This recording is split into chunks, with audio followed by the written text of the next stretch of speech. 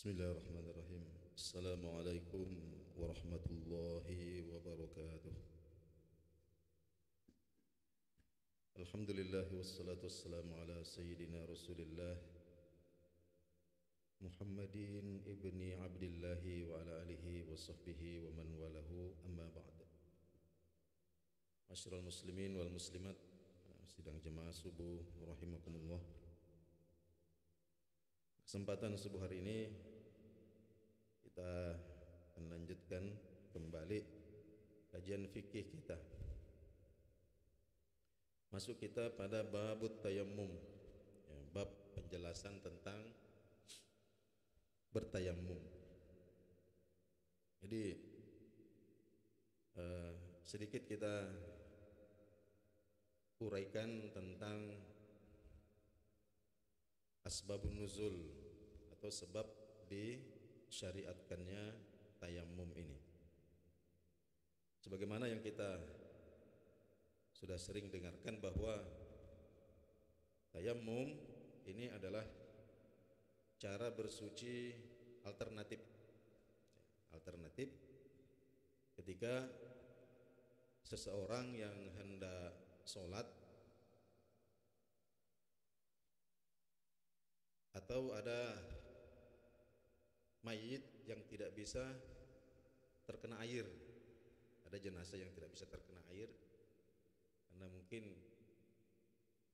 korban kebakaran, sehingga kalau kena air ini bisa lepas itu dagingnya, maka kita bisa menggunakan tayammum ini sebagai pengganti dimandikannya mayit ini. Nah, ini perintah untuk bertayammum ini disebutkan di dalam surah Al-Maidah ayat yang ke-6. Nah, jadi secara ringkas kami sebutkan dalam riwayat Imam Bukhari Muslim bahwa pada suatu hari Nabi Shallallahu Alaihi Wasallam beserta dengan rombongan ini dalam perjalanan pulang dari satu ekspedisi pasukan, namanya ekspedisi Banu Mustalik. Jadi ada klan yang bersiap untuk menyerbu Madinah, tapi Nabi mendahului, namanya Banu Mustalik. Nah, sepulang dari peperangan tersebut, di suatu tempat yang bernama Baydha antara Makkah dan Madinah itu, Sayyidah Aisyah yang ketika itu menemani Nabi Sallallahu Alaihi Wasallam, ini kalungnya jatuh, kalung emas jatuh, kiladah. Nah, kebetulan kalung ini bukan punyanya, tapi beliau pinjam dari kakaknya, namanya Asma. Nah, sehingga ketika Aisyah memberitahukan itu kepada Nabi Sallallahu Alaihi Wasallam, maka baginda Nabi kemudian menghentikan rombongan ini. Hentikan. Jadi kita stop dulu di sini, cari dulu ini kalungnya Aisyah ini. Nah, sementara ini waktu sholat sudah hampir masuk. Sedangkan daerah yang mereka berhenti di situ adalah daerah yang tidak ada air. Jadi orang-orang udah gelisah semua nih. Jadi sampai Sayyidah Aisyah ini jadi pembicaraan. Wah, ini gara-gara kalung ini kita semua tertahan. Ini waktu sholat subuh sudah mau masuk, sementara tidak ada air. Akhirnya ayahnya Sayyidah Aisyah, yaitu Sayyidina Abu Bakar, itu waktu merasa tidak enak dengan pembicaraan orang-orang ini. Akhirnya beliau mendatangi tenda Rasulullah Sallallahu Alaihi Wasallam. Ketika menengok ke dalam, dia melihat bahwa Nabi sedang tidur, ya, di atas pangkuannya Sayyidah Aisyah itu.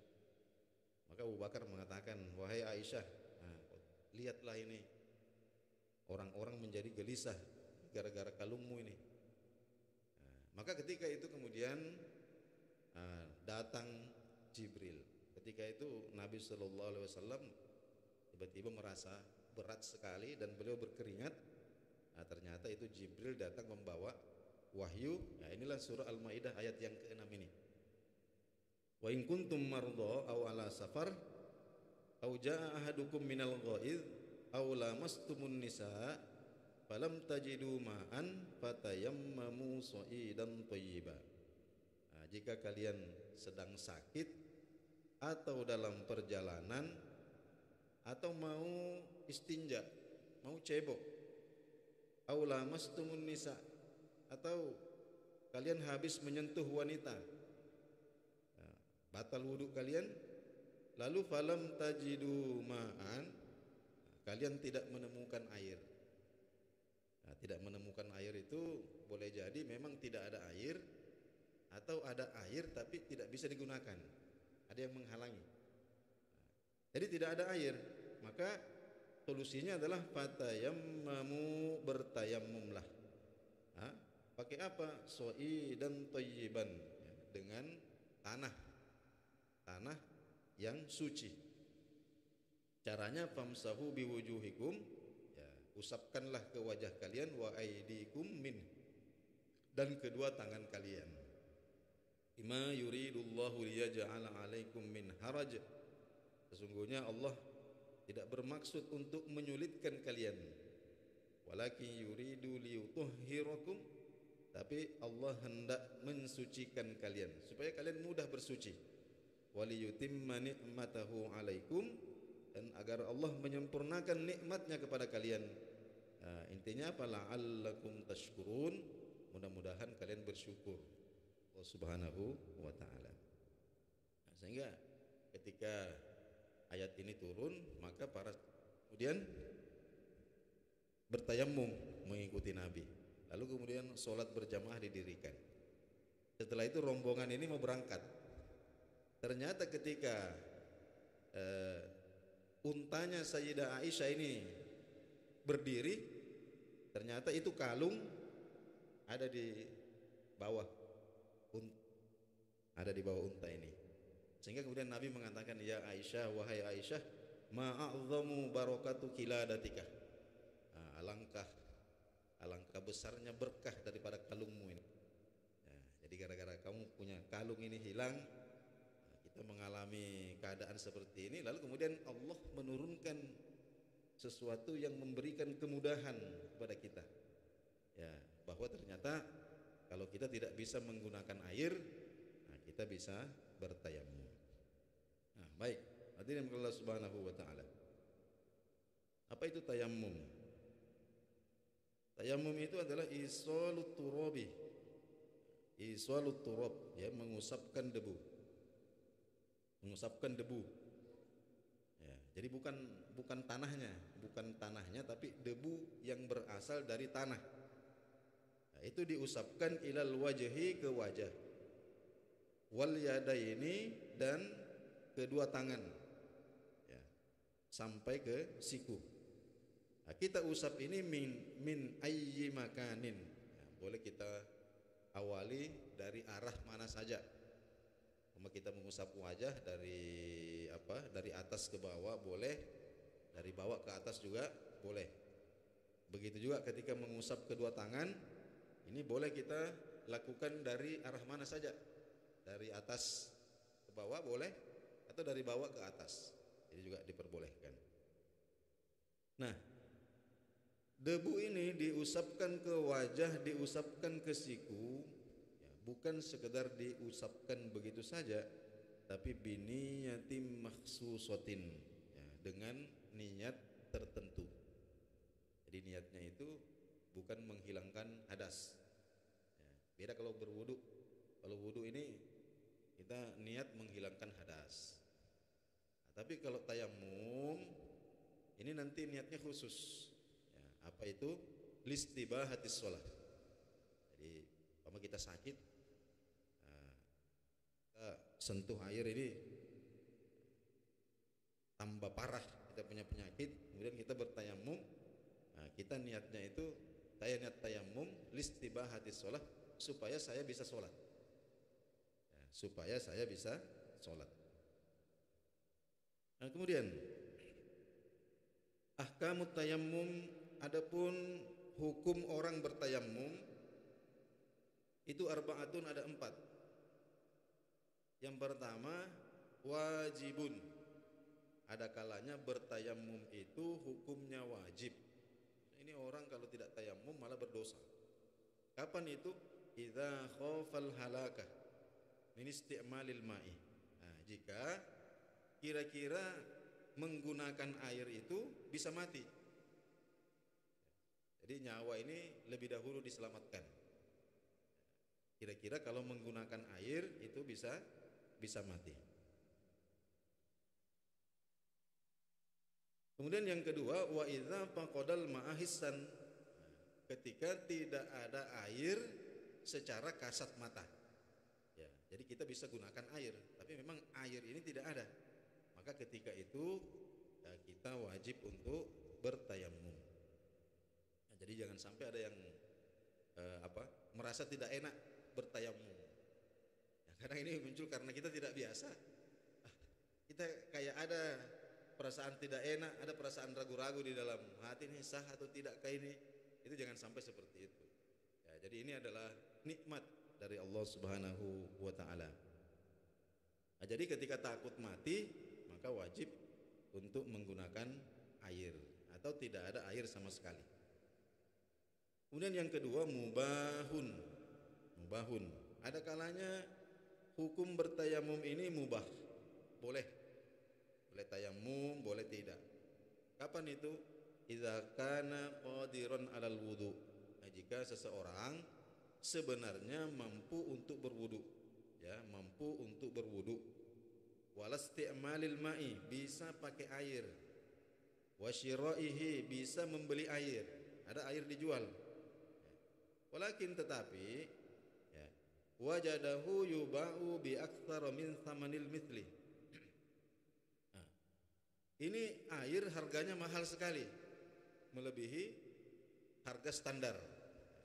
Kalau kita cek latar belakang ini kan di Timur Tengah sana itu ya ada daerah-daerah perlintasan musafir yang memang di situ kalau kita ingin mendapatkan air ya kita harus membeli. Jadi kita ingin berwudu, tidak ada masalah, ada air. Cuman harganya mahal sekali. Jadi bi aktsara min thamanil mithli, ya, di atas harga standar. Di atas harga standar. Wa kadzalika, demikian juga idza kanal ma'u mafqudan awwalal waqti. Jika di awal waktu salat, ya, di awal waktu salat tidak ada air. Di waktu salat sudah masuk, tidak ada air, maka dibolehkan untuk bertayamum. Ya wa alima au ghalaba ala dhannihi wujuduhu fi akhiril waqti. Ya meskipun dia punya dugaan yang kuat atau bahkan dia yakin bahwa di akhir waktu nanti ada air. Jadi kalau kira-kira jam 3 ini asar umpama jam 3 lewat 6 umpama. Kira-kira jam 3 pas ini sudah ada air. Akan tetapi itu sudah tidak cukup untuk menunaikan sholat di waktu itu. Nah, makanya meskipun yakin ada air di akhir waktu, maka dibolehkan untuk bertayamum di awal waktu. Kemudian yang ketiga, kadang bertayamum ini hukumnya makruh. Nah, kapan itu? I'adatut tayammumi. Nah, ketika seseorang mengulangi tayamumnya yang sudah sah. Yang keempat, haramun. Terkadang orang bertayamum ini hukumnya haram ma'as sihhati, meskipun tetap sah. Ya. Kapan itu? At-tayammumu biturabim maksubin. Jika seseorang bertayamum dengan menggunakan tanah yang digosok. Tanah yang digosok itu ya, ambil tanah milik tetangga tidak izin. Kemudian ditapis, debunya dipakai tayamum. Ini tayamumnya ini hukumnya haram. Kenapa? Karena debunya ini debu curian. Nah, tapi hukum tayamumnya tetap sah, ya, tetap bisa digunakan untuk sholat.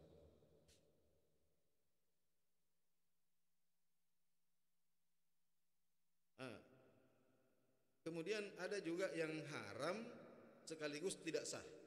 Jadi haram bertayamum sekaligus tidak sah. Kapan itu? Idza kana al-ma'u mawjudan, nah, jika ada air biduni mani'in, dan tidak ada penghalang. Jadi ada orang ini iseng-iseng, tidak ada masalah sebenarnya. Saya mau tes-tes bagaimana rasanya bertayamum ini, seumur hidup saya tidak pernah. Nah, lalu kemudian dia gunakan untuk sholat. Nah, padahal tidak ada yang menghalangi dia. Dia bukan orang sakit. Ya, ada air, bisa pakai air. Nah, maka tayamumnya ini hukumnya haram dan tidak sah. Nah, baik, kita lanjutkan. Wa tayammum, tayamum itu yakumu maqamal wudu'i. Ya, bisa menjadi alternatif pengganti wudu. Fil hadatsil asghari, dalam menghilangkan hadas kecil. Wa yakumu kadzalika, demikian juga bisa menjadi alternatif maqamal ghusli, pengganti mandi junub. Fil hadatsil akbari, ya, untuk menghilangkan hadas besar. Jadi kita terhalang untuk wudu boleh tayamum, terhalang untuk mandi junub juga boleh bertayamum, dan tidak usah diulang nanti. Ya, tidak usah diulang. Al-farqu baina at-tayammumaini. Adapun perbedaan antara tayammum menghilangkan hadas kecil dan tayammum menghilangkan hadas besar adalah at-tayammumu anil hadatsil asghar. Tayammum untuk menghilangkan hadas kecil itu yubtiluhu ma abtalal wudu. Batal disebabkan hal-hal yang membatalkan wudu. Jadi yang membatalkan wudu sama persis dengan yang membatalkan tayammum. Yang kedua, at-tayammumu anil hadatsil akbar. Ya, bertayammum untuk menghilangkan hadas besar, itulah yubtiluhu ma abtalal wudu. Ya, tidak batal sebab terjadi hal-hal yang membatalkan wudu. Seumpama kita bertayamum untuk menggantikan mandi wajib ini, ya, ketika kita bertayamum tiba-tiba kita kentut, nah, itu tayamum kita tidak batal, ya, teruskan saja. Ya, kalau untuk menggantikan mandi wajib, kecuali kalau untuk menggantikan wudu batal, sama dengan wudu. Tapi kalau untuk menggantikan mandi wajib, kita lagi tayamum atau sudah selesai tayamum, nah, tiba-tiba kita buang air kecil, batal ke tayamum kita? Tidak batal. Kalau untuk pengganti mandi wajib. Nah, wa innama yubtiluhu, satu-satunya yang bisa membatalkan tayamum yang dilakukan untuk menghilangkan hadas besar itu adalah ru'yatul ma'i. Tiba-tiba hujan, ada air. Tiba-tiba ada air, ma'al qudrati ala isti'malihi, beserta kita mampu untuk menggunakan air tersebut. Kita lagi tayamum, tiba-tiba untuk menghilangkan hadas besar, tiba-tiba ada air, tiba-tiba hujan deras, dan kita ini bisa menggunakan air, maka seketika itu juga tayamum kita batal, langsung mandi. Hadirin Allah Subhanahu wa taala, kemudian asbabut tayammum, penyebab-penyebab orang itu bertayamum. Insyaallah ini akan kita lanjutkan kembali kajian kita pada kesempatan yang lain tentang asbabut tayammumi. Ya, sebab-sebab seseorang ini bertayamum.